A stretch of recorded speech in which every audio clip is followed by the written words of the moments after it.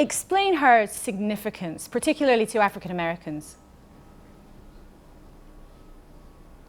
You know, Maya Angelou wrote her famous memoir, I Know Why the Caged Bird Sings, in 1969. And keep in mind that in 1945, Richard Wright had written Black Boy, which was said to be kind of the definitive Black Southern coming of age during Jim Crow. And 15 years later comes this amazing memoir, I Know Why the Caged Bird Sings, that is a woman's story. And her story was told in a way, in the intro it said, a story that America hadn't heard. I think for African Americans, in many ways, it was a story we had heard but had not yet read.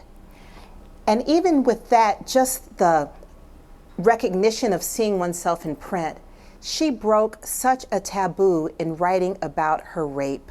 Now, lots of people write memoirs and they talk about rape and sexual violence, but in 1969, she really broke ground. She opened the door so wide that younger writers like me don't even know necessarily that there was once a door there. And I think that's what happens when trailblazers do their work well.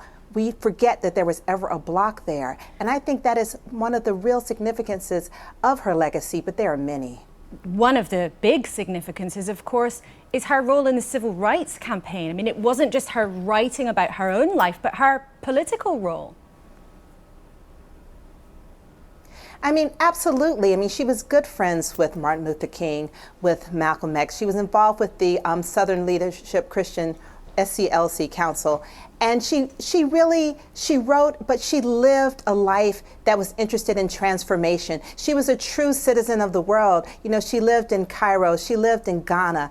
I think that her experiences growing up in the Jim Crow South made her curious about a larger world. But she wasn't in exile. You know, the way Baldwin and some of the others were in exile when they were abroad. She, I felt, was just widening her community, bringing others into the fold, all of which enriched her writing. And Ben Okri, in terms of her writing, she wasn't universally popular with all authors, but what do you make of what she achieved as a literary figure? I think she achieved something very significant, as you heard Tayari say. She didn't invent the bearing witness memoir, but she certainly transformed it. She enriched it. She wrote a very lyrical, understated prose that reflected very, very carefully, minutely, the details of African American life in the early part of the 20th century. She wrote carefully. She wrote with passion, and her particular territory is the territory of the memoir, of the autobiographical writing, which is a very powerful tradition in African American writing, by the way. And what does that mean to you? I mean, that's an area that you've played with very much in your own writing. What did she mean to your writing? Well, to many of us throughout Africa and in England, she was a very inspiring figure because she spoke very eloquently about survival. Under very difficult circumstances, survival with grace, survival with forgiveness, survival with understanding. She constantly reached across in her writing and as a person to different communities. I remember once a very beautiful reading she gave where she was talking about the love poetry of Langston Hughes. So she was very concerned about bridging the gap across genders. And I think many people that I spoke to today called me up, left messages on my cell phone, just saying how deeply touched they were at her passing. So I think she meant a lot to individuals who were aware of the difficulty of life, and she transfigured this in her writing. Tayari Jones, did she manage through her writing to bridge that divide between the genders?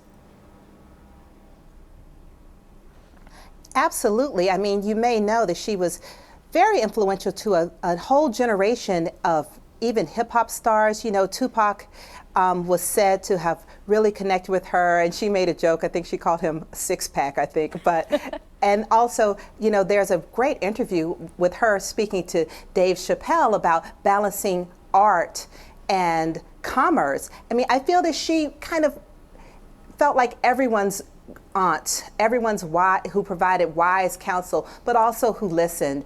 And this is a thing, like you meet so many people who are just everyday people. Yes, she was friends with the stars, but you can meet everyday people at a book event and you say that you're a writer and they may say, oh, do you know Dr. Angelou? And I would say, well, I've met her a few times. And they would say, well, I know her. She's been to my house.